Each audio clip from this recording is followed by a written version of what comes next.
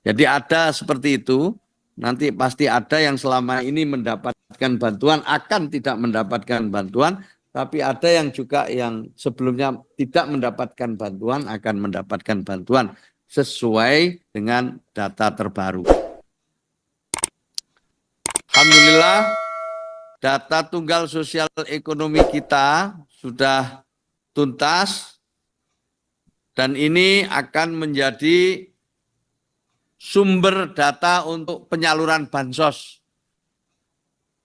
Ini yang akan menjadi sumber data penyaluran bansos. DTSen ini adalah penggabungan dari 3 basis sumber data yang berasal dari DTKS, Reksosek, P3KE, dan kemudian dipadankan baik secara individu maupun keluarga dengan basis data NIK. Kemudian yang kedua, bertujuan untuk pensasaran bansos lebih tepat dan membangun database profil sosial ekonomi penduduk Indonesia. Dan yang ketiga, merupakan satu-satunya data yang akan digunakan oleh seluruh kementerian, lembaga, dan Pemda dalam penetapan sasaran program. Tentu, Bapak Ibu sekalian, dari DTKS ke DTSen itu nanti ada exclusion error. Kondisi di mana penduduk selama ini tidak mendapatkan bansos, namun dinilai layak oleh hasil pemadanan dan perengkingan data, sehingga harus dimasukkan. Jadi ini mestinya di luar, tapi dia berada di dalam. Yang kedua adalah inclusion error. Kondisi di mana penduduk selama ini mendapatkan bansos, namun sebenarnya dia tidak layak. Maka itu dalam pemadanan, dalam perengkingan data, sehingga nanti harus dikeluarkan dia.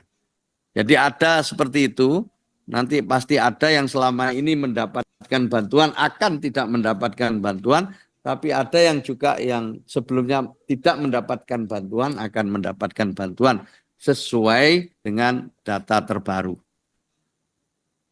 Baik sekalian, perlu kami sampaikan, kami telah berkoordinasi secara intens dengan BPS tentang kapan kira-kira DTSen ini bisa dijadikan pedoman untuk menyalurkan bansos.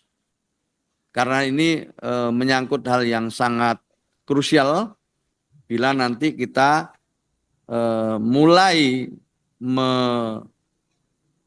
menerapkan apa yang telah menjadi bagian dari DTSen ini. Yang pertama ini adalah tahap pra penyaluran. Februari, Maret, April. DTSen ditetapkan pada bulan Februari ini, awal Februari. Kemudian kita akan menyesuaikan regulasi terkait dengan hal-hal yang berkaitan dengan penetapan DTSen ini. Lalu kita akan lakukan uji petik, verifikasi dan validasi. Kemudian kita akan melakukan penetapan calon KPM dan kemudian penetapan lembaga penyalur. Itu adalah yang harus kita lakukan pertama-tama ini dalam kaitannya dengan pra penyaluran.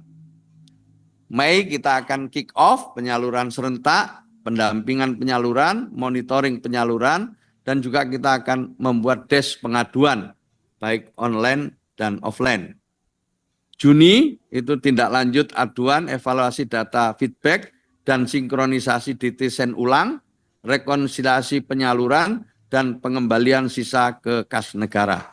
Ini nanti pada bulan Juni untuk persiapan triwulan kedua. Bapak Ibu sekalian, kemudian faktor risikonya. Tadi sudah kita singgung ada inclusion error dan ada exclusion error. Bisa jadi tinggi inclusionnya maupun exclusionnya. Maka itu kita akan periksa lagi nanti lewat uji petik itu. Dan tentu bisa ada faktor keterlambatan penetapan KPM dan media salur atau burekol. Tahap penyalurannya bisa jadi gagal salur, terlambat salur, dan kemudian akan ada protes dari keluarga penerima manfaat. Pasca penyalurannya pasti ada klaim dan protes kelayakan KPM dan akan ada usulan KPN baru. Ini risiko-risiko yang sudah menjadi bagian dari perhitungan kita. Kemudian kita akan lakukan mitigasi risiko itu. Dengan cara apa? Pada tahap pra penyaluran kita akan lakukan checking ulang. Kita akan checking terus, kita akan checking ulang dan melibatkan pendamping, melibatkan pemerintah daerah, dan melibatkan instansi lain khususnya adalah BPS yang punya instrumen sampai kabupaten kota. Kemudian membentuk Satgas penyaluran, konsolidasi pilar sosial dan Pemda serta BPS. Kemudian tahap penyalurannya kita akan ada Satgas dari Kemensos, Pemda, PT Pos, dan Bank Himbara. Kanal aduan kita siapkan, call center 171, dan juga lewat aplikasi cek bansos yang dilakukan oleh pendamping maupun juga oleh masyarakat umum.